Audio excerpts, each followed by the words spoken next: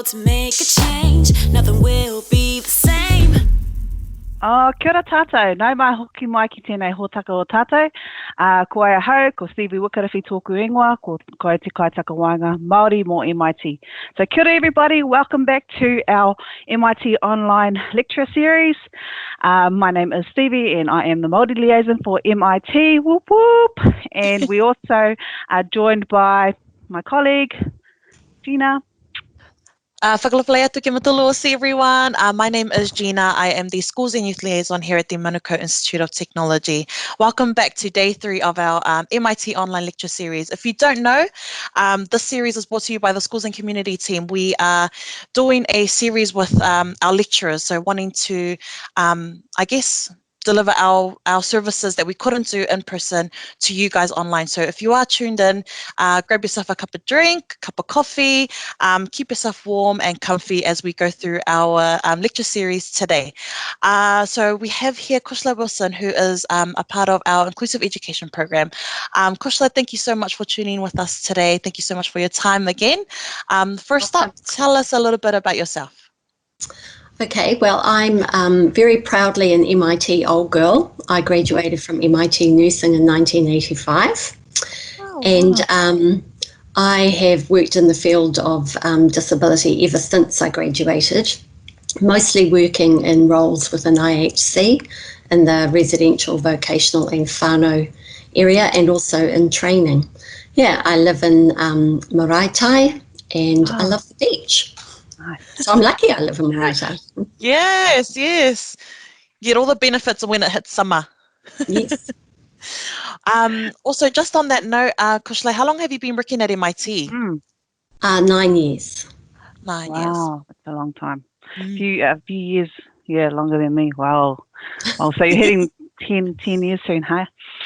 So thanks for that, Cushla. So in a nutshell, please tell us about the program that you teach on.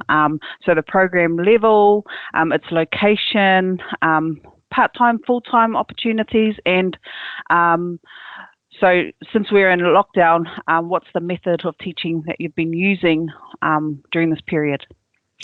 Okay, so our program is a level 1 supported learning program.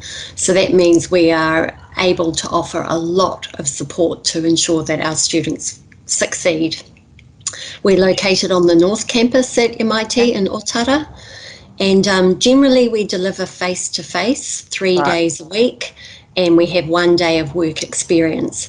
But at the moment, we are delivering online and we're actually accessing our students individually. So each student has one-on-one individual contact as required to make sure they succeed. Cool. So how many students, may I ask, that you're currently working with?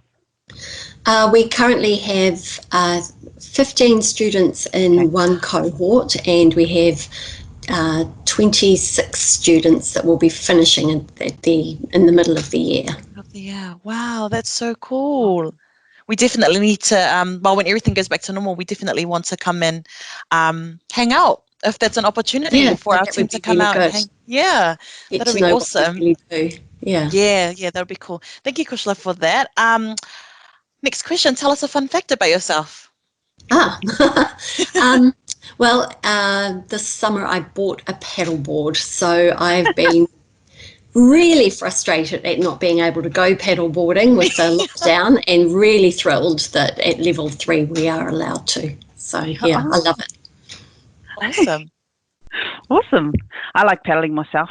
I just love just being connected to the water, and even sometimes I get freaked out by a fish or something, but I still love it. So, Cushla, what's the most appealing part about your program? So the uniqueness of it, and what do you love most about it for our whānau that are interested, Okay, well, I guess what makes us unique is our entry requirements, our literacy and numeracy. We just need people to have enough that they're able to manage a device, a digital device, and that they're able to self-manage around the campus, and that they have good whānau support. So we don't have specific academic requirements for entry, so that makes us unique in that way. We're quite a practically based program. We've got work experience embedded into the program, and we have a really close relationship with an organisation that will support our students to find employment at the end of the program, and they're located on the campus as well. And our students learn to use a wide range of digital tools and collecting evidence photographically. So it's not all just about, reading and writing. There's lots of visual stuff going on. And we work in partnership with whānau, and we're really proud that we offer a really high level of pastoral support to make sure that our students succeed. Because, our students have learning difficulties, so there are things that they need extra help with that isn't necessarily, like the usual student at MIT. Yeah. So you talk about working in partnership with whānau. What does that look like to, Well, at the interview, whānau have to make a commitment that they will support their young person to become more independent. Right. So they absolutely have to be behind it. We set goals in class, we talk about developing skills, all that kind of thing, but they actually have to do it at home.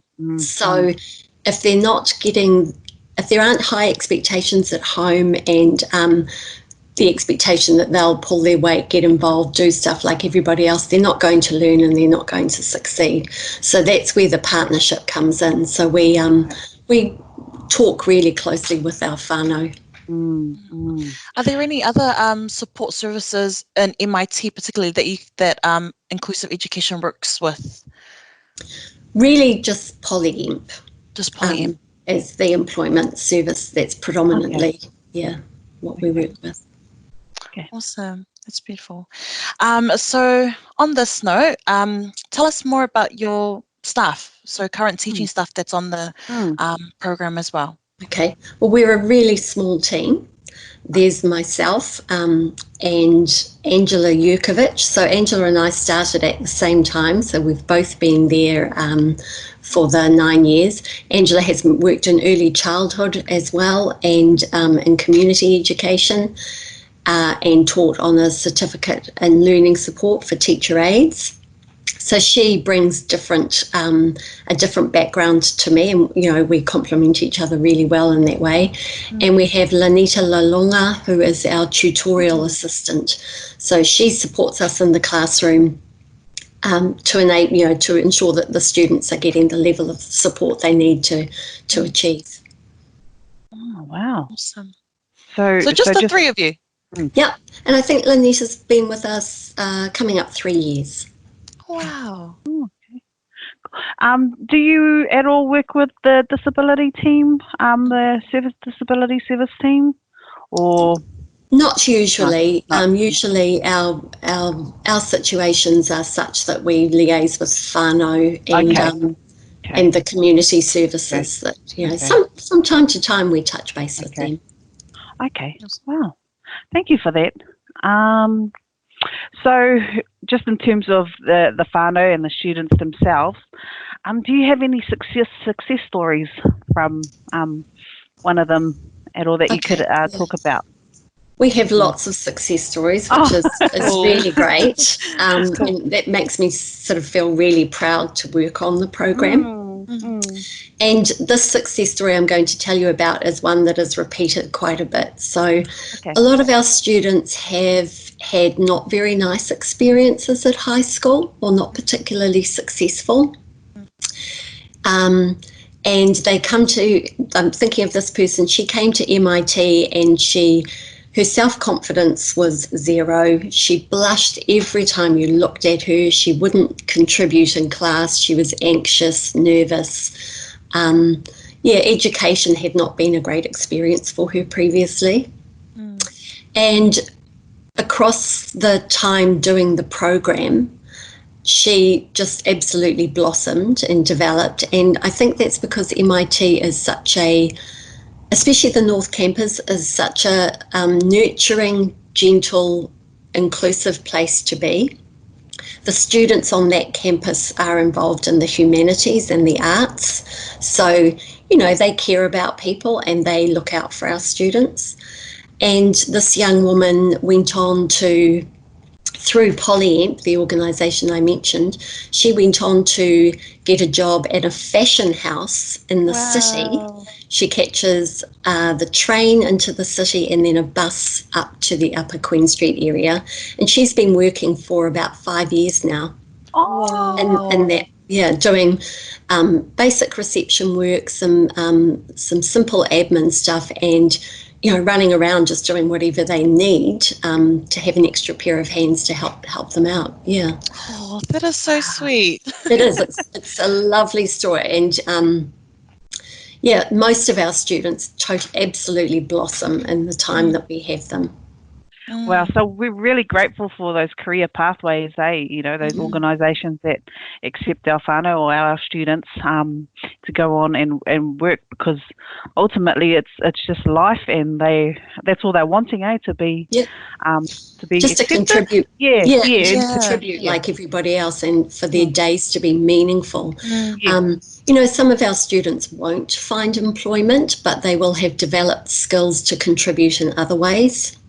In voluntary capacities, or just in terms of being able to access meaningful activity for themselves.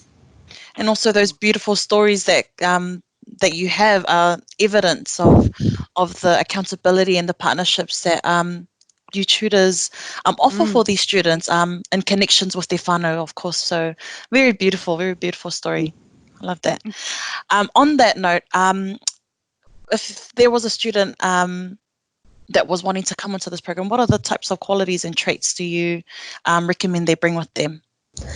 Okay, well, the main thing is they have to have a positive attitude. They have to want to come, and they have to want to be developing their skills. So they need to have a desire to move forward, to become more independent. It's called a certificate in skills for living, and it's about developing all those general skills that you need to be successful to function in society and contribute to society. So they have to want that, otherwise they're going to sit on the couch and not get stuff done, and it's not going to work. But having said that, we have a really high success rate, pass rate with our students, and most students absolutely want to be there and love coming. That's cool. That's awesome. I think that can dive into our next question about the content of the program and the courses that you deliver. Can you please elaborate on what is offered to our whānau out there, please, who don't necessarily know or won't be able to get that from the website that we have? Okay, sure. It's so we have 4 courses across the year, pretty much structured like a school term with holidays in between. And they're basically aimed at supporting the students to develop independent living skills and work skills. So we really focus on a growth outlook. So we use growth mindset as a concept that we follow quite a bit. We look at well-being and haora a lot. We have the work experience side of things, and generally the day looks like they come into class and we have the morning doing our mahi, doing the content, learning from each other, and there's quite a bit of self-assessment goes on, so we get students to really look at themselves and try and be honest with where they're at, what they're thinking. And then whatever work might have been done, the students then in the afternoon usually put that into their digital portfolio. So that's where, and they get a buzz out of that, they love that, and they can make it look how they want it to look. It's a format where they get to use those digital skills that of course they have, and we just really encourage them to make their portfolios reflect who they are, what they want.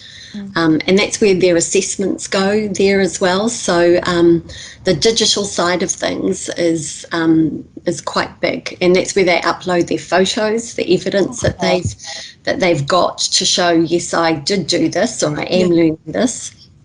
Yeah, so a bit of mahi in the classroom is, in the morning, and then putting that into their digital portfolio in the afternoon. And of course, 1 day a week at work experience, which we find for the students. Right, Oh, okay. cool. So, That's so they use their own resources, like an iPad or iPhone, or so how do they capture those pictures, and is that a part of the program? They have to have their own phone. Okay. Yeah, that's the only absolute, really, Okay. is they have to have their own phone. They can bring their own devices if they want to, Okay. but generally they're happy to use, what's provided by MIT and the computer suites. Oh, okay. Right. Some students, since we're talking about what people bring along, some students have support people, which enables them to actually participate more fully. That's not that common, but it's fine by us if that's what people need to succeed. Wow. That's awesome. Thank you for that, Cushla. Another fun and random question. Describe your few weeks in lockdown using one word. Pasta. Pasta. Pasta. I've got a pasta machine. Wow. And I've had it a little while, and I've used it a little bit, but I thought, right, I'm going to make pasta, so we put it out and left it out on the bench, and we've been making quite a bit of delicious homemade pasta. Oh, yum. Have you been making vegetarian pasta? So like what is it? The zucchini or courgettes? That pasta? I've used a filling, like I made tortellini. Oh, right. Pumpkin and ricotta filling. Oh my gosh! Yeah. Getting hungry now. Wow. Yeah. When lockdown's over, we're coming over. Okay, so bring your pasta machine to North Campus and we'll meet you there. Well, I actually brought it to class one day, and the students did make some pasta. It's a little while ago, but yeah, we did do that. Yeah. That's so cute. Some yum. I just love pasta. Gosh. Same. Okay. Let's get back on track. So we're on to our final question, Cushla. So ultimately, why would somebody choose MIT? Why would they choose our whānau with, the staff that you have and the students, current students? Why would they come to MIT? Okay, well, we're a really lovely team. We're very, very accessible. We're there for whānau, we're there for students. We have a really great success rate, and students love coming, which is shown through our attendance rate. We have an excellent rate of attendance where students do actually turn up 95% of the time. Wow. Yeah. Oh, wow. And MIT itself, like the campus where we're located, is just a really supportive, nurturing, good place to be. So, that's why you should come to us. Awesome. That's beautiful. Thank you so much, Cushla. That pretty much brings our chat to an end. We'd like to thank you so much, Cushla, for your time today.